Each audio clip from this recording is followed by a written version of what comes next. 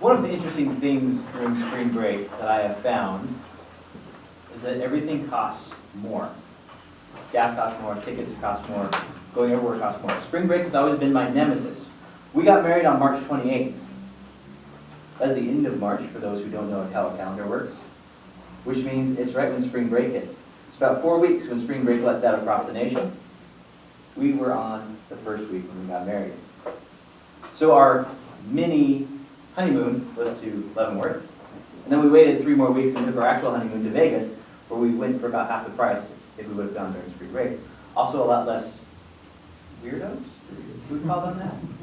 Whatever you want to call them. What's interesting now, though, is that Nicole was working for the school district. I work for the school district. School districts get really quiet during spring break, so I can jump out of the office pretty quick and easy. And we were able to go to Long Beach and enjoy our time. In Long Beach, they have a whole bunch of junk souvenir shops that I call them, kind of like Leavenworth, unless you like Leavenworth, and Leavenworth is great.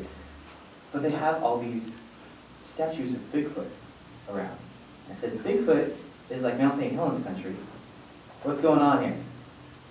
We couldn't figure it out, but everywhere there was Bigfoot statues. So it's interesting how thinking about the off-the-wall ideas can lead us to interesting, serious thoughts. This evening, you may have that experience, or maybe not.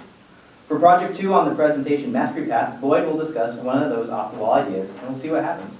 Lloyd Smith, and is it Big Feet or Bigfoots?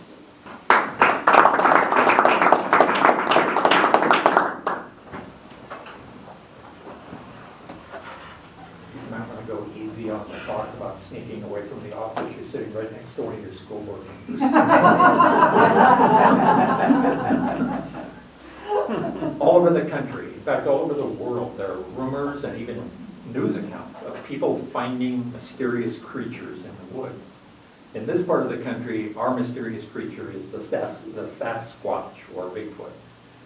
Now, whether or not those things are real is not really relevant to this speech. But the really interesting thing about these sightings is that nobody knows what you should do if you were to catch one of them.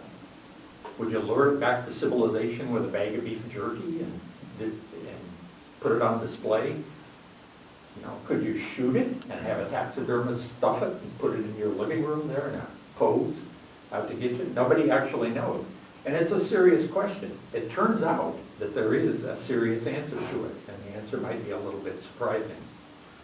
Now, it's no wonder that there's some doubt about this. You all know that, or most of you probably know, that hunting regulations vary widely by place, and that's true for hunting Bigfoot as well.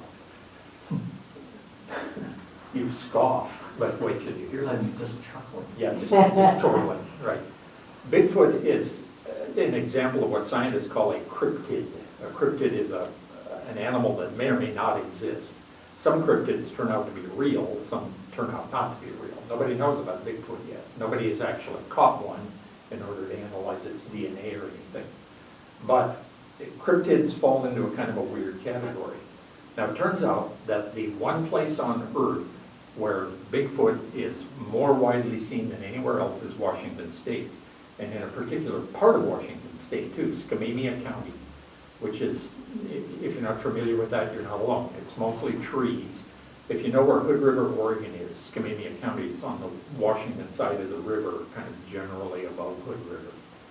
Lightly populated, heavily forested. When Bigfoot started to become a big thing in the media in the 1960s or so, they started to get an influx of people in Skamania County hunting Bigfoot, or Big Feet, or Bigfoots, or whatever you call them. And what they noticed about these people is that not only did they bring cameras and tape recorders and whatnot, most of them brought high-powered hunting rifles too. And some of these people were a little odd, let's say. Well, the county commissioners began to worry about this, so they passed an ordinance. And it is the only one in the country, here is a copy of it, that defines what a Bigfoot is and has regulations about shooting it. It turns out that in Skamania County, Bigfoot enjoys refuge status. It's not legal to kill one there, so don't do it. Okay? It's punishable by a year in jail and a $1,000 fine. It's considered a gross misdemeanor. It also says in the ordinance that if the county coroner determines that the Bigfoot is a hominid after you kill it, you can be charged with murdering it. So you definitely don't want to take a pot shot at one of them in Scanania County.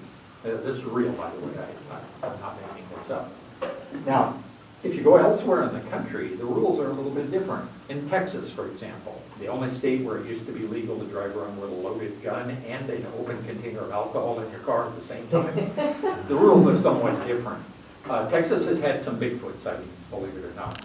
And in Texas, they have an official state list of non-game animals. If the animal you want to shoot is not on the list, the season is open anywhere in the state at any time and with any weapon, so feel free to blast away. Bigfoot is not on the list in Texas. You can kill one at will. You can kill several of them. Time to go to your truck and drive back home, I guess, if you wanted. Now, Oregon and California do it somewhat differently. They also have an official state list of non-game animals, but there, if the animal is not on the official list, then it's forbidden to kill it. So you can't kill a Bigfoot in California or Oregon because they don't list it as an official non-game animal. So don't do that down there. We have lots of sightings in the forested areas of California, as you can imagine, but also in Oregon. Now, the reason this is kind of interesting is that nobody has actually caught a Bigfoot yet. And so nobody knows what it is. And if you think about it for a moment, if you're out in the woods and you see one, it's quite a bit more likely it's going to be a guy running around in an ape suit than it is to be a real, live, mysterious 7-foot-tall creature that nobody's ever managed to catch anywhere. And that could be a problem if you were to shoot him, because you would be at least guilty of manslaughter and possibly murder if you knew what you were doing. This has an important aspect to it because there are documented instances of people impersonating Bigfoot or Bigfeets or whatever they are. The most famous video evidence of that is something called the Patterson film. If you don't know that by name, you probably have seen the video of it. There's a few seconds of video that shows this thing kind of walking along beside a road. It turns and looks over its shoulder at the camera, steps over a log, and ambles off into the trees. Some of you have no doubt seen that. When I first saw it, I thought, wow, it looks like a guy in an ape suit. And it is. It was a guy named Ray Hieronymus, who lived in Selah. He was a hunting buddy of my wife's cousin, James, who lived near him down there, and he showed James the suit several different times. The reason he didn't make this really clear is that the guy who took the video, a guy named Patterson, who lived in Yakima, had in mind making a ton of money off of it by selling the rights to TV specials and all that. Turns out he never made more than a couple $1,000s. There was a Fox News special about it, and that's pretty much it. But if you were to have shot Mr. Hieronymus, you would have been in bad shape. There's no doubt about that. He would have been in worse shape, but, but nonetheless, it still would have been a big issue for you. So the question is, can you shoot a Bigfoot? It depends. Depends on where you are.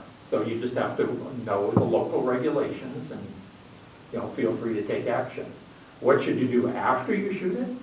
Hard to know. That depends on where you are too. The ordinance in Scanania County makes it clear you don't shoot one. In Texas, you can have as many of them as you want. There's no bag limit. And it'd be like rats or something, I guess. Finding that many of them might be an issue, but nonetheless, that's the way it goes. So my advice to you would be to be a bit cautious. Let somebody else shoot the first one and see what happens to them, and then you can go for it. That's what I think.